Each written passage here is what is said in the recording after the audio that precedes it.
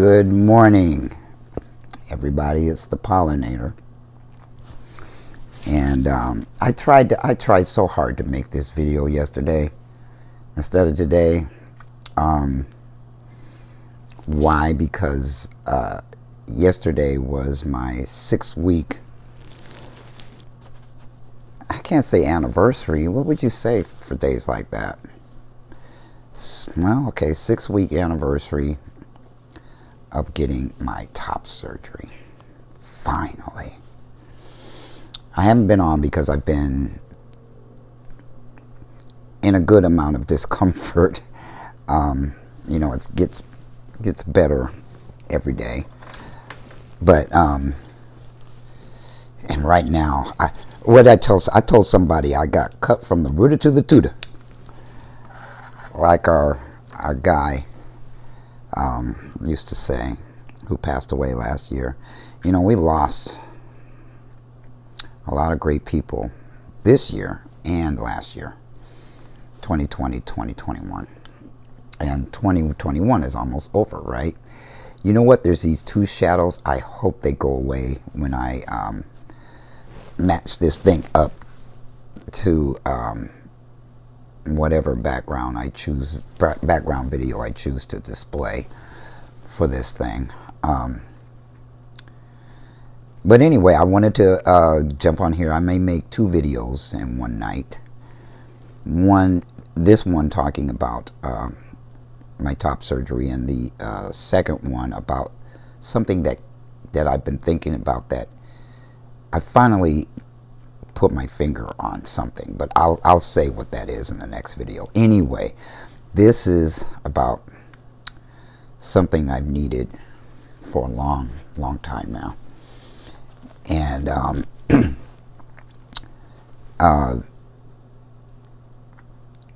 it started out so crazy. I went to Dallas, Texas to have it done because I had known about those surgeons, or I had researched surgeons for about a year or 2 before I found ones that I wanted, and one that I wanted, and it was just a matter of time before I figured out how to get it done. And so I did, and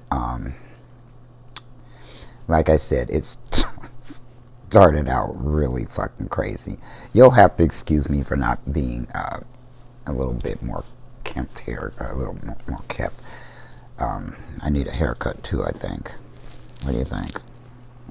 I don't know. I had them cut it really short this time, so it would take longer to grow, looking like Bozo. But anyway, so I had a lot to do before the surgery, and I went there early. I went there 2 days early, I think, yes, so that I could fly in, get myself relaxed or whatever the night of traveling, because everybody knows it's no fun to travel anymore. And then the next day is when I had to hit the ground running, and I was all over the place trying to, they make you get a COVID test 72 hours before the surgery. So I was running all over the place from the time I left Georgia until I got to Texas, because everybody's procedures was all weird and screwed up, and I kept getting run from place to place. And finally, the day before the surgery, which was Wednesday, I had to go to the VA. I had to go to the VA. I had my pre-op surgery, pre-op appointment, and I had to get my medication. And so this long ordeal at the VA while I was trying to run around getting this COVID test and getting some supplies and things like that. And so then I spent way too many hours at the VA, and they had rapid testing. Now, it wasn't rapid because they, for some reason, at the Dallas VA, they did not have digital, a way to put it on your phone.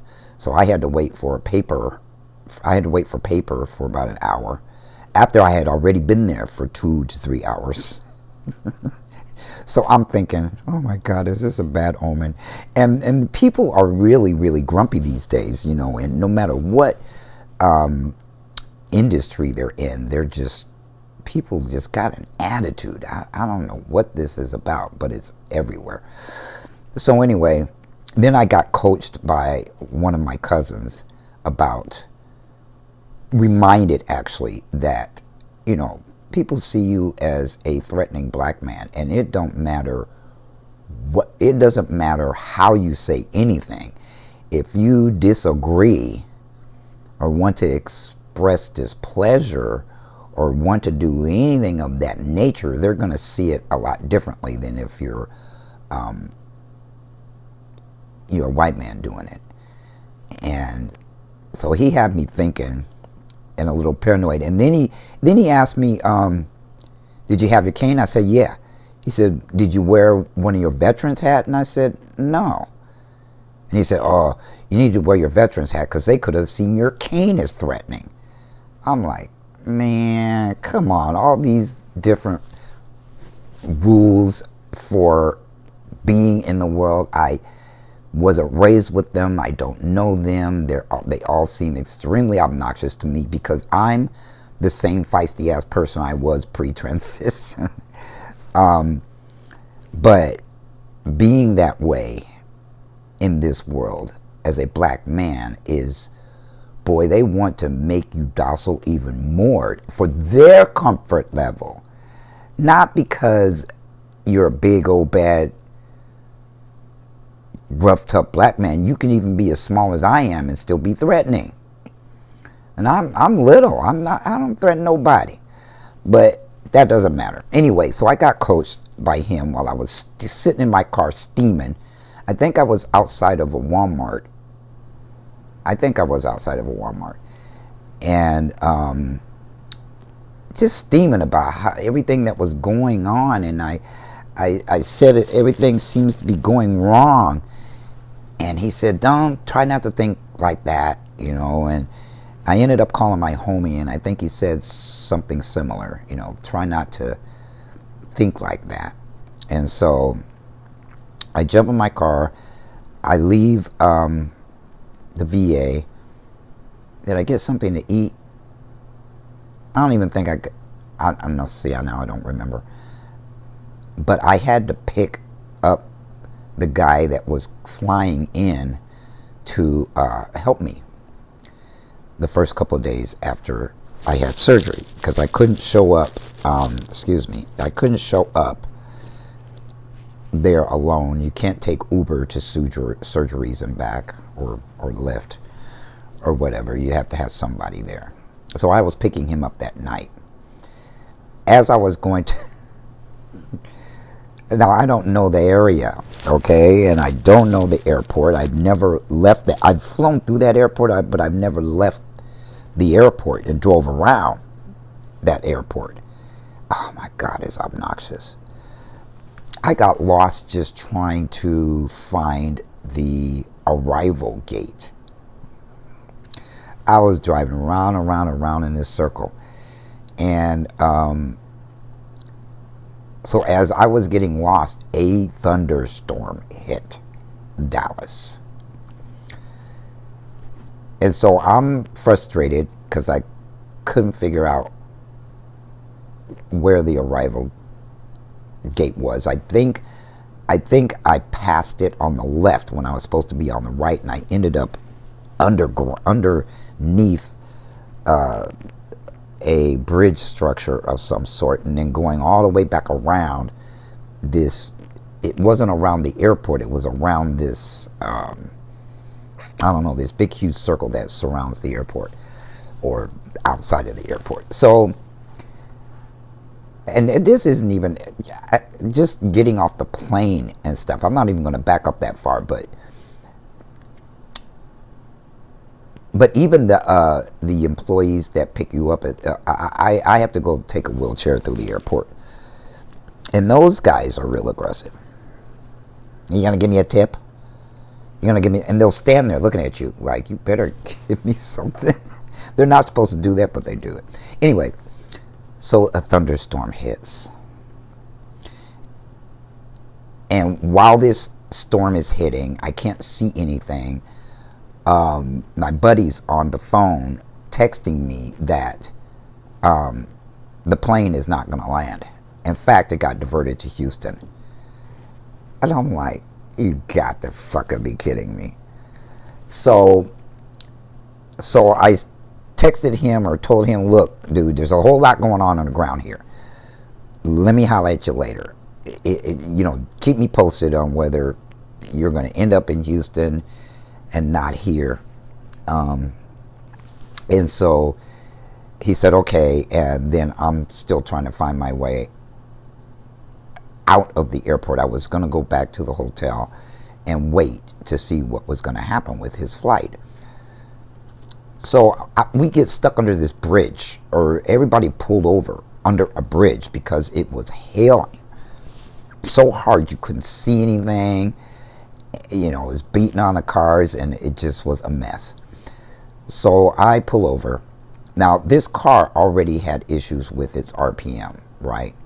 From the moment I drove out of that airport, but I had so much to do, I really didn't have time to turn around and try to get another car. There were only two out there in the class of car that I wanted. So, going back, there probably wouldn't have been any cars. Anyway, so I wait under this bridge, and I text Hal that I'm going back to the hotel. So, I'll just end up having to come back if the plane turns around and leaves Houston back to Dallas. So while I'm sitting under this bridge, I finally left, and I got maybe a mile, outside of the airport, out of the airport area, and an engine light comes on the car.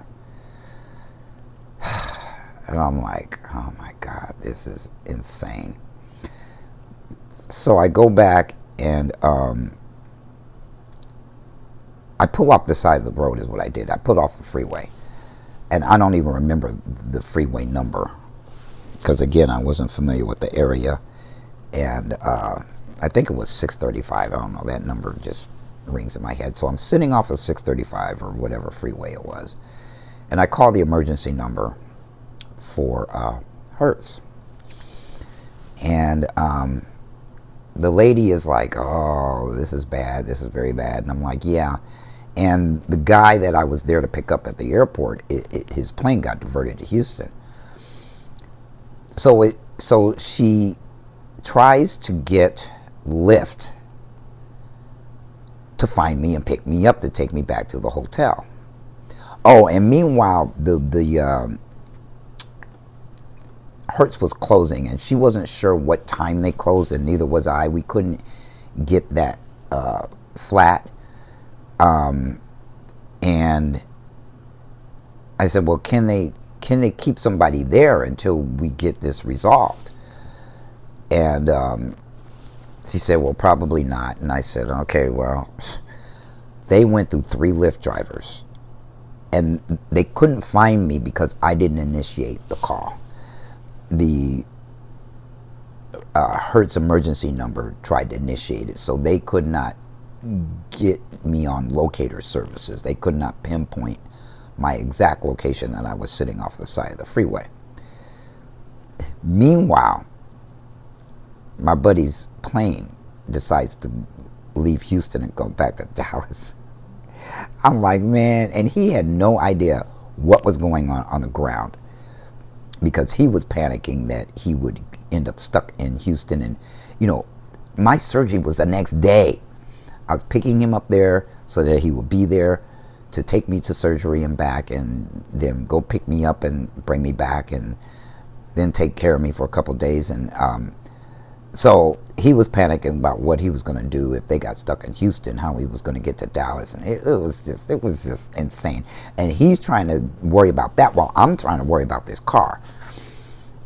And so they went through 3 Lyft drivers, and I waited probably 15 to 20 minutes for each to turn around and cancel the call because they couldn't find me. But I didn't know that at the time. I just knew they weren't, this was not working. And so finally, after the 3rd one, I said, something's wrong with this. If they can't find me because I didn't initiate the call, then I'm going to have to initiate the call, and screw Lyft. I don't use Lyft. Their customer service stinks, and so does Uber for that matter, but they just stink a little less. So I told them if I do initiate the call, I'm not going to initiate it through Lyft, and I will end up calling Uber, which is what I didn't want to do. My surgery is tomorrow. Now I'm panicked. And meanwhile, my dude is coming back to Dallas. So how was he going to get from the airport to the hotel? So it was all Ubers from that point until Friday, until I could physically get to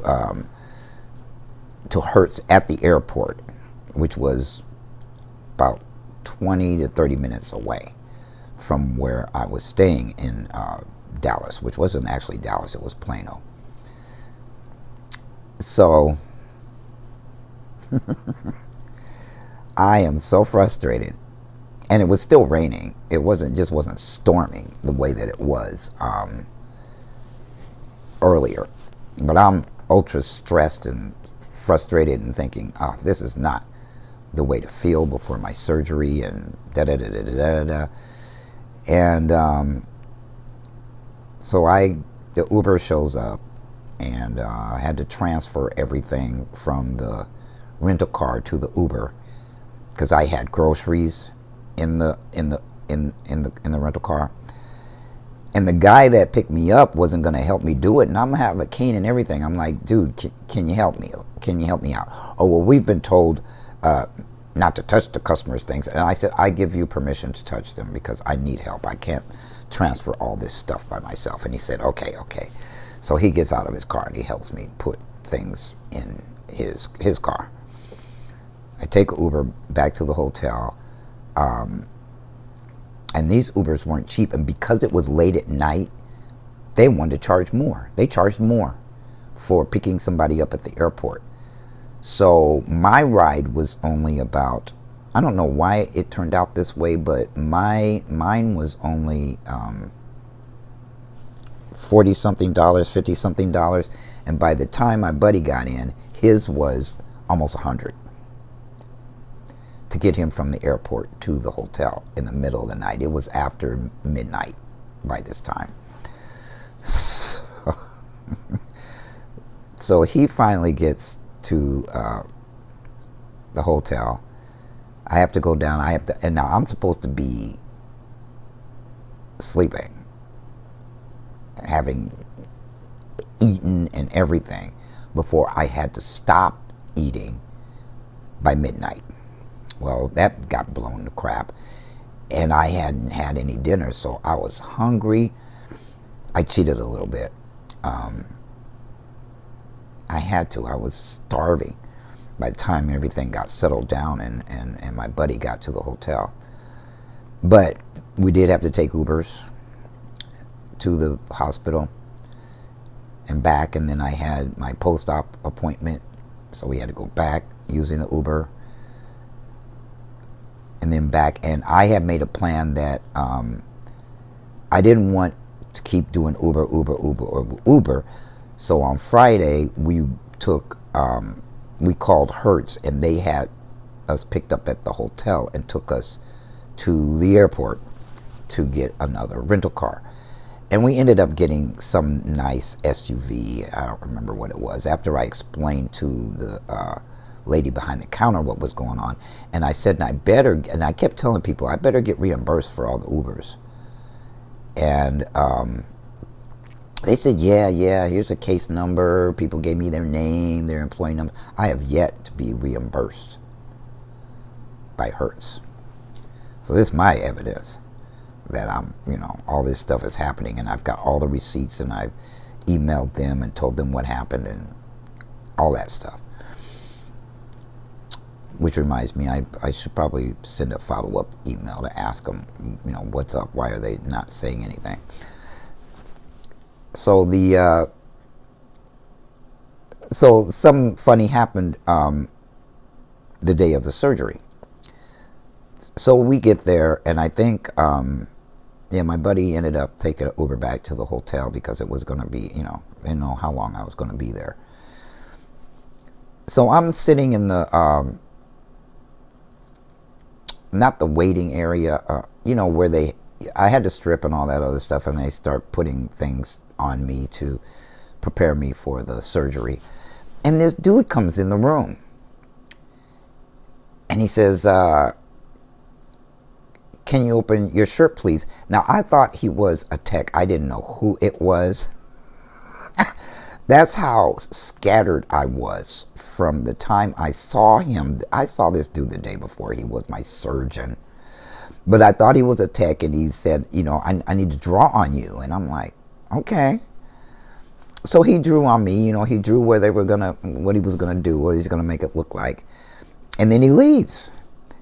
And so I'm laying there, and the OR nurse comes in, and I said, so who was dude that came and drew on my chest? And she said, that was your surgeon. I said, that was Dr. Doolin. She said, yeah. And I said, oh, shit. I said, I just met him the day before. Well, maybe he'd had a mask on or didn't have a mask on, and he had a mask on then. And I was laughing. She was laughing.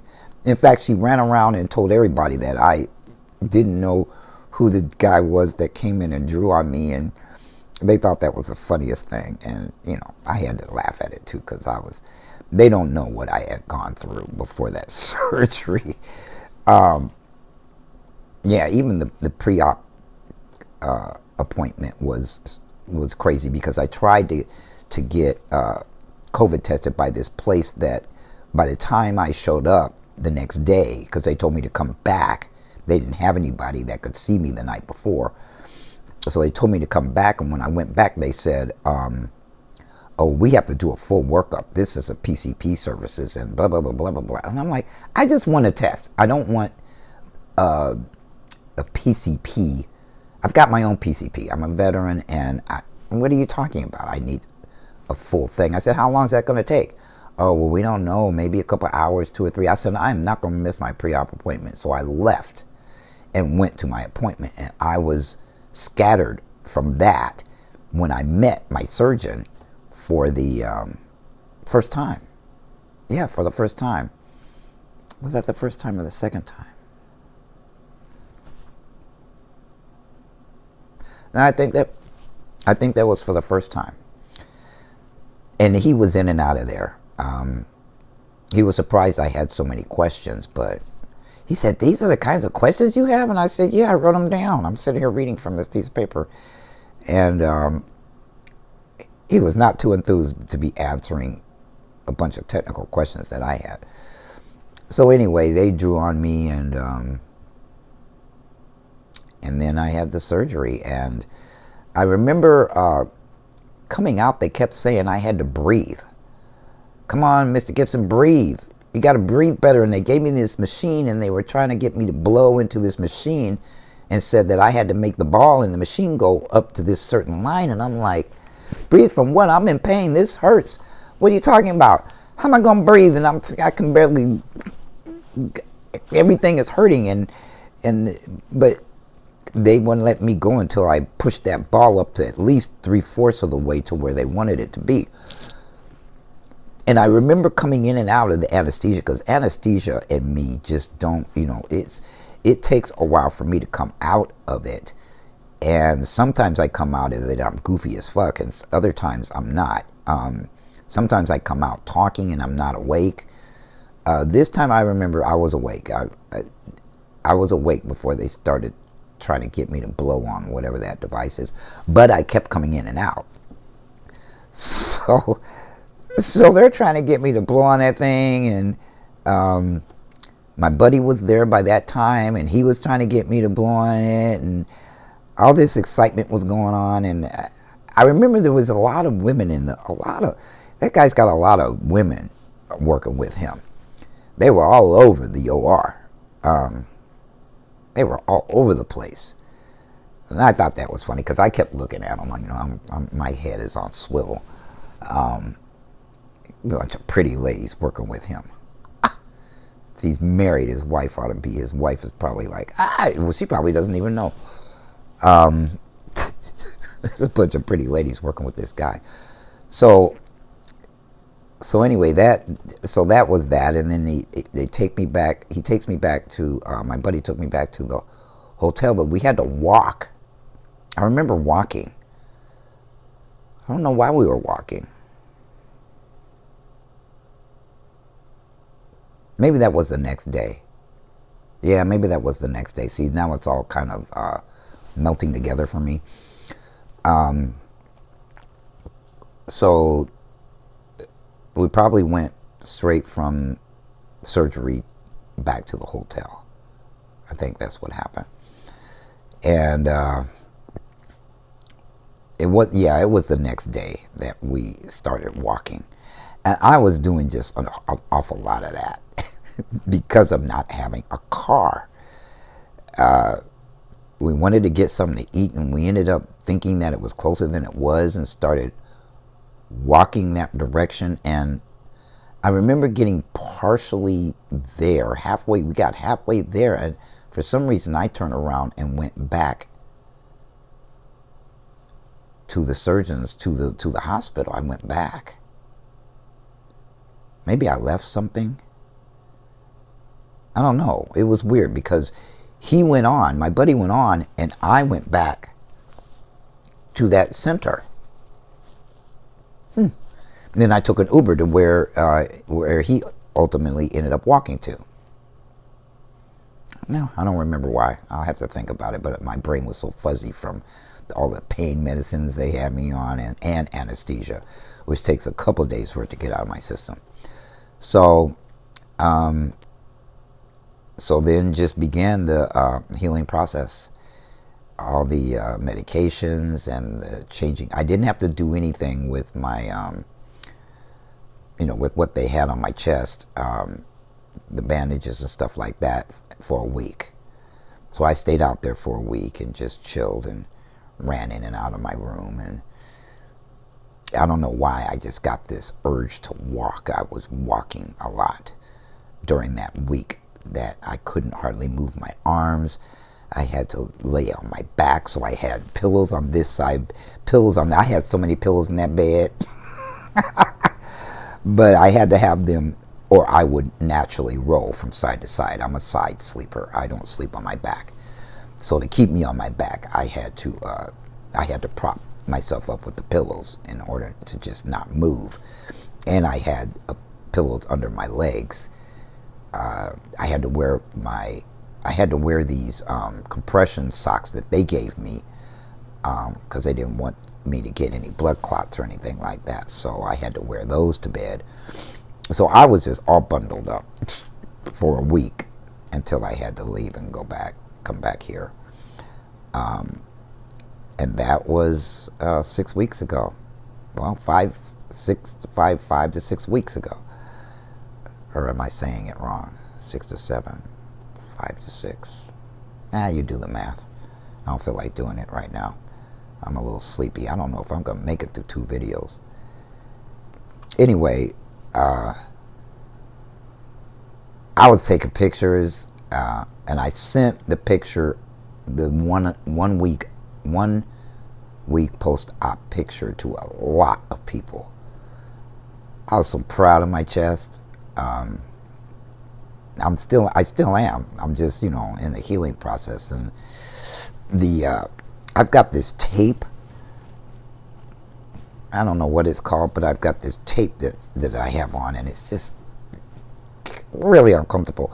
And when I the first week post-op, my nipples look real good, but I don't know what happened, but the pigment came off of them, and so now I have to treat them separately than the scars that are running across from here to there. I wish you could put pictures. Actually, I can put a picture if I edit it into this video. I'll see if I can do that. I don't know what I'm doing when it comes to editing videos, but I will see if I can put a picture of what my chest looked like 1 week post-op in this video. And it still looks real good. I mean, I'm just really super pleased. One funny thing, a couple of funny things. Okay, before, when I looked down, guess what I saw? I never saw my stomach, but so I would look down and not see how big my stomach was. And now that there's nothing there, and I look down, I'm like, uh-oh, we got to do something about this. So now I'm 6 weeks post-op. I'm going to start working out. I'm going to start trying to get my stomach flat again. My stomach hasn't been flat since before I turned 50. And I'm 64. So this ought to be interesting, trying to get it that way again. I know it has everything to do with diet, but I'm going to also try to do it to see how my metabolism is now versus the way it was. And if I don't start seeing some improvements, then I'll know for sure I'm going to have to change the way that I eat. But I'm what you call skinny fat. I don't have any fat on my body except my stomach to my back where my stomach is. That's the only place there's any kind of fat on my body. So they call that skinny fat, if that makes sense.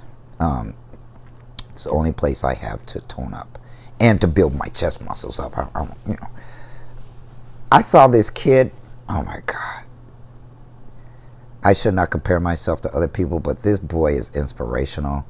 He's a trans man. He has the best chest I've ever seen in my life. And he's not a bodybuilder, but he might as well be the way he looks. I mean, this kid is buff. So goals. I see people saying that in places on the internet. Goals. Those are my goals. I don't know if I'm going to get there, but those are my goals. And yesterday was like I said, the 6-week anniversary of the surgery, so I can start doing that now.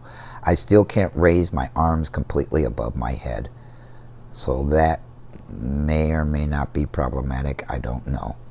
I'll have to see how I feel and just listen to my body and not push it if it seems that it's going to be a strain. But what else do I want to say about this? It's just I feel like I lost 2 pounds. Now, I didn't have the biggest boobs in the world, but they were big enough, and gravity had gotten them, and they were heavy. So now I feel like, here's another thing I wanted to say. I don't know if this has happened to other trans men because they don't talk about it. Maybe they've forgotten, or maybe they just don't talk about it. But I had a certain period of time when I kept waking up thinking that they were still there. I'd wake up and forget they weren't there. So I had this phantom thing going on where I wasn't missing them, but some part of my brain was confused and thinking they're there. I need to go grab a shirt and put a shirt on. No, I didn't. But I did that for days before I realized, what are you doing? You don't have to put a shirt on. Now, I found something else out about my body is that it's going to take a while for it to get used to not having a shirt on. It's like I get cold, easily without a shirt on. I'm just not used to not having one on because, with them other things that were there, I always had something on. I always had a shirt on or a t-shirt on. Even when I was by myself, I did not feel comfortable because every time I looked down, I would see them, right? I didn't want to see them in the raw. I didn't want to see them naked. That's what assigned female at birth people do, is they cover them up. I wasn't one of those that ran around nude all the time. Not even when I was a kid, I didn't run around nude. Anyway, I think I've said about all that I had to say about this experience. I'm so glad that I had it. I'm actually speaking out of an article that I wrote because I'm starting to remember some of the things I wrote about. There was one other thing about that. Oh, I didn't realize until after I got back from the surgery that probably for the last year, as I was getting more uncomfortable with my body, I was also uncomfortable with the idea of dating and then having to explain, having to deal with women who did not want to deal with the top part being the same as theirs. So I was holding myself back to avoid that conversation. And to avoid being rejected, perhaps, because I had them there. Yeah, so I didn't realize that until after I'd been back here for a while. That, ooh, I think maybe I might have been holding myself back to avoid that discomfort. Now, I wasn't really consumed by it. I wasn't terrified of that conversation. It was just something, here we have to do this, at some point. If I like this woman that I'm talking to or whatever, I will eventually have to have this discussion. So it always was in the back of my mind, but it never got to that point.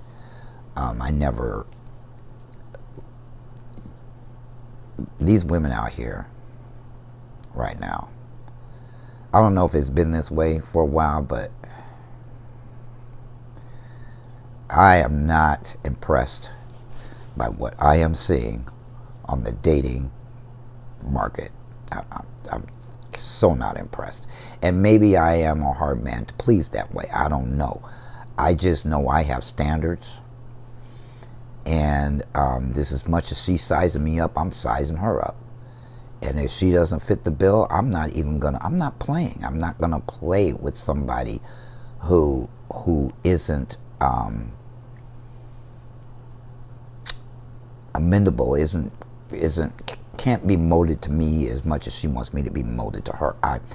I'm not dealing with that anymore, ever again. Because I know how I am. I'm a very dominant type of a figure. I'm not domineering, I'm just dominant. And I don't want to be with a woman who is also dominant. And I was meeting way too many women out there that were that way. And if they need to be dominating some man, they need to go find a boy, because I'm not the one. Find a boy or go be a lesbian. I'm just not the one to do that. And now that I'm more and more grounded in my manhood, which is another topic for another day, I'm just not willing to do the things that I was doing when I had zero confidence in myself, even though I should have had all the confidence in the world. I didn't. The more you get, the less bullshit you want to put up with. Put it that way. So anyway, this is for those people that celebrate Christmas. This is Christmas Eve. And so everybody have a Merry Christmas who celebrate that. Otherwise, happy holidays. For those that celebrate Kwanzaa, that's what I'm into. So happy Kwanzaa. And the pollinator is out.